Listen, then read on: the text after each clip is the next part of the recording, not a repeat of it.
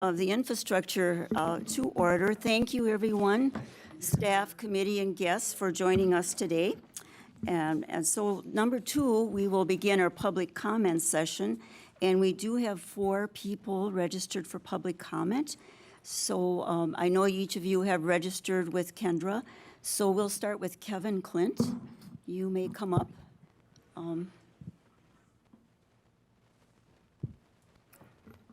Do we have the public, okay, do we have a mic for Kevin? Right here, okay. And Kevin, you'll need to, if you may, please, oh, you've provided your name and address to Kendra, but here too, your name and where you're from? Thank you, guys. Kevin Clint from 126765 State Highway 153 in Stratford. Again, member of the River Rats. We are for opening up the highway roads and extending the hours of operation for the ATV and UTV aspects. A little bit different today. The power come this week. It's over the thing. Quit talk. Okay, so we'll need everyone to mute their phones, please. Thank you. Well, anyway, just last year alone, the ATV industry in the state of Wisconsin brought in close to $7.4 billion, or million dollars, sorry. One county of that resulted in about 4 million, and that's Jackson County. I know we don't have a trail system like Jackson County, but why can't we get some of this revenue to come into the county that way and open up for the existing businesses?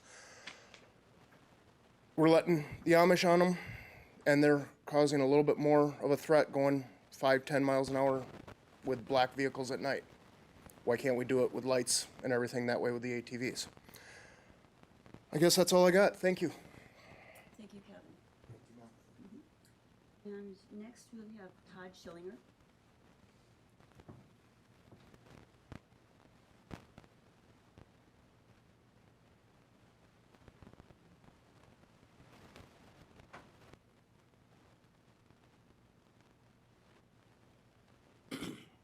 Morning. Todd Schillinger, Stratford, Wisconsin. I'm kind of here to talk on behalf of small businesses out in our area. I personally own a small business out in our area, bar, restaurant, bowling alley. Right now, with our hours that we have, we do huge business on Wednesday night with wings. We do a huge business, obviously, in Wisconsin with fish fries.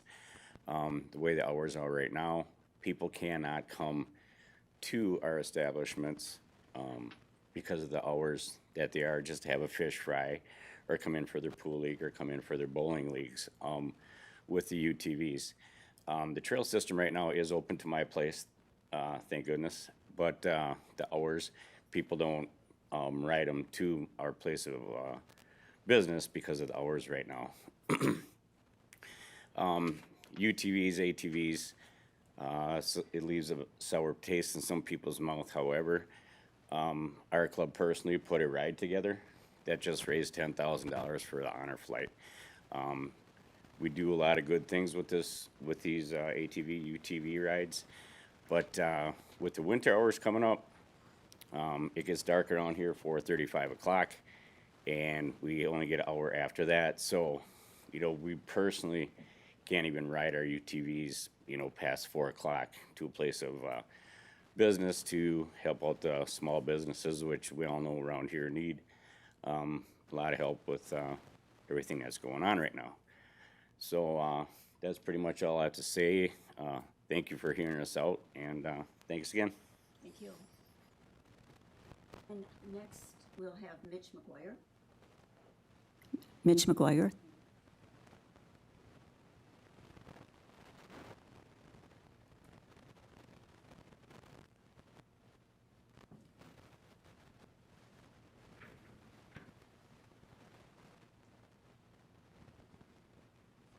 Morning, everyone. I'm Mitch McGuire, 208-425 Pelican Bay Drive, Mosinee, Wisconsin. I'm the town supervisor for the town of Green Valley. As some of you know, or some of you guys know, the township and our township is all mostly dead-end roads, 75%. Only main thoroughfares are Range Line and County Trunk C and S. So that limits everybody in our township from not riding to go anywhere, really. The only person that's lucky enough right now is myself because I live on Pelican Bay and that hooks up the trail at Emmett and I can go wherever I want to go. So the township is in favor of opening up the county roads for ATVs. So we're a small town, got the flowage and got the mead. That's all we got. So got 24 miles of road. So thank you. Thank you, Mitch. Next, we'll have Judy Pagozinski.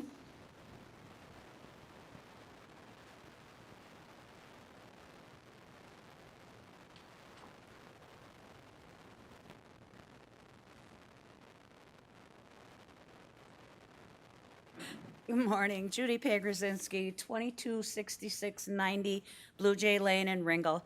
I'm president of Rural Riders. What I have today is just some questions, I guess, more than comments. On your original 1,500 or less county map that was generated on May 25th, you show that Highway J and Highway N to the east side are less than 1,500 cars a day. But then on the proposed ones for the ordinance, you have N closed all the way to Q and J closed all the way to 153 to the west. I was wondering if N couldn't be open at least, or from Clubhouse Road to Q instead of closing it down at Highway Q to the north. It would just make it easier for those out of the kind of northwest section of those townships up there, that they can get out a little bit easier going to the south.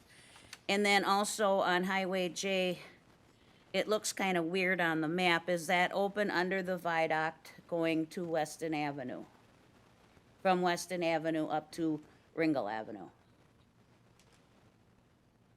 And why could it not? It's 45 miles an hour.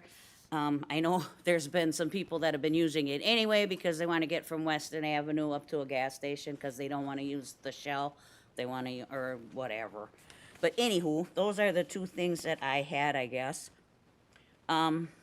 Your ordinance, otherwise I read through the whole thing. It looked pretty good as far as changing the hours and opening up most of the roads. So I have no other problems except those two intersections, I guess. Okay, thank you much. Thank you, Judy. And next, we'll have Sheriff Scott Parks.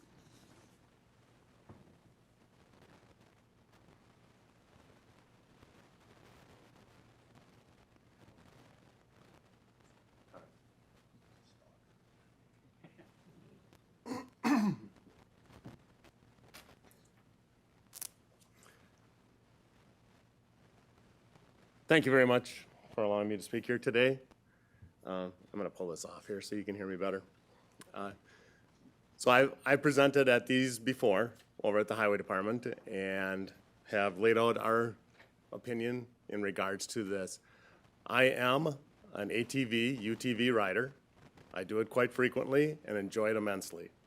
But at the same time, I have to take a look at all things considered in regards to those particular vehicles and the concerns that we have, not only of you, but also of other motorists that are on the road.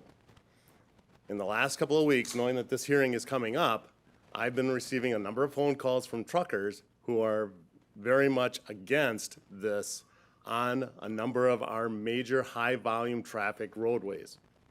In fact, some have been very adamant about the fact that they're not really happy even with the farm implement vehicles, the ATVs that are used for farming. I understand their concerns because, as I said, I'm also an ATV, UTV rider, and I've seen some individuals who have made it very difficult for those of us that try to do it in the proper fashion. The difference between ATVs and UTV trails versus snowmobile trails is the access to the roads. Marathon County has a criteria in place to identify roadways that we should be considering to open. It goes before Jim Griesbach and one of my highway traffic safety individuals, and then we make a determination based on the factors that are presented whether or not that road should be opened. There are some roads in Marathon County that we determined that should never be opened. And yet, you know, if we look at some of the proposals, it shows a blanket approval across the entire county. I'm against that. I'm still willing to work with the highway department and our highway traffic people to take a look at various roads that are presented to us and make a decision based on the criteria presented to allow further ATV, UTV access. One of my biggest concerns about extra hours is when you look at the lighting on ATV, UTVs, some of them are real well lit, and some of them have a small tail light just on the back that's very hard to see. Some of them have signal lights, some do not. When we're operating on a road with high volume traffic, or for that matter, any of our heavy county highway use roads, during the day, some of us do tend to use our hand signals when we're trying to make turns. Majority of us don't. And at night, you're not gonna see that. We just recently had a crash out at Highway B and Highway N, resulting in a fatality of a motorist, not an ATV, UTV rider. But I have had a number of complaints about that particular intersection since that day. And I can tell you that Wisconsin has taken a look at that intersection time and time again and deemed it to be in a proper format. My concern is that if we add additional traffic out there on some of these high-volume roads, we're an accident waiting to become a fatality. And therefore, I'm going to stay with the position that we currently have, and that's present to us various roads in Marathon County. We will take a look at those and then make a determination based on the factors that are presented, whether or not that road should be open to allow access. I have nothing else to add unless you want to take questions. I would be open to any questions. All right. So Sheriff Parks has graciously offered to spend some time and take questions at this time, if there are any. Supervisor Robinson.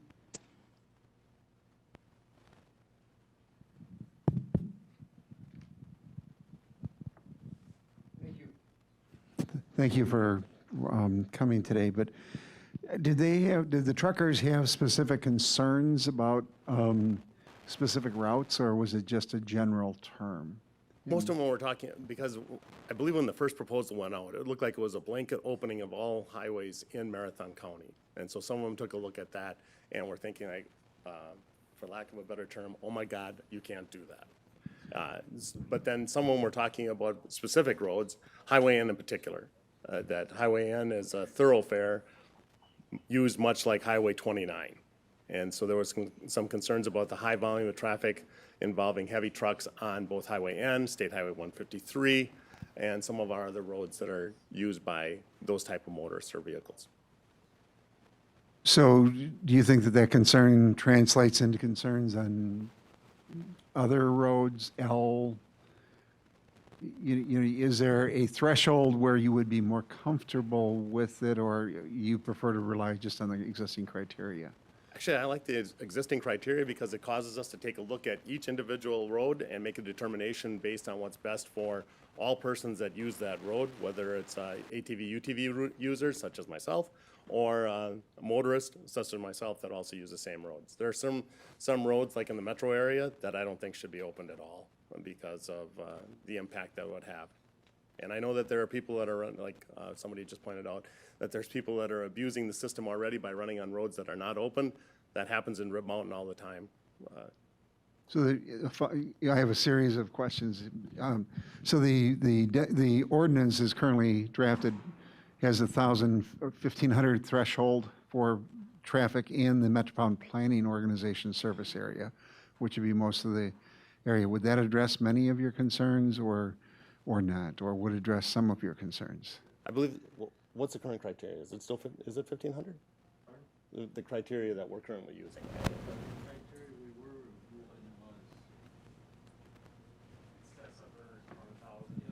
Right, I was gonna say there's a hierarchy, right? It fluctuates, the more traffic you have, the higher points. That's right, yeah. Okay. And I like that because it does cause us to take a look at it. And we have taken a look at a number of roads that were presented to us, and decisions have been made to open those roads up because it met the criteria established both by us and to also aid those that are willing to use it for the trail system. So you raised the issue of safety and the concerns over different safety equipment, directional signals, and the size of the taillight. Do you think that there should be, do you think there's merit in looking at a standard for daylight operating hours? To operate after daylight, you would have to meet minimum safety standards? Or is that too difficult to enforce? Are you talking about the addition of extra safety features like lighting? Is that manufactured? Is there a standard for road, basically road-ready, that would be, if you had if you had this equipment on your vehicle, it would be, it would be the directionals of an appropriately sized taillight. Is there a standard, an industry standard, or a law enforcement standard that as to what that would be? I don't have a law enforcement standard at all. I just know that at night, those vehicles are more difficult to see than what they are during the daylight. And if you're going to try to make a left-hand turn at night, that small little red dot, we have a lot of motorcycles that are struck out there. That small little red dot on an ATV, UTV is not going to be as visible as what we have. And at the same time, those vehicles are normally traveling at around 25, 35 miles an hour down roads that are having other motorists travel at 55 miles an hour. All right, with that, I truly apologize. I'm going to have to, at this point, let Administrator Leonard speak. Thank you, Sheriff. Thank you. Thank you, Chair Seiler. I've just been advised that there's an issue with the call-in number for the public to gain access to the meeting, which in consultation with Corporation Counsel may require us to adjourn the meeting. If we could just take a 5-minute recess so that staff can see if we can identify a way to still proceed with the meeting and rectify that issue, I'd greatly appreciate it, Mr. Chair. Thank you, Administrator Leonard. We will work on this.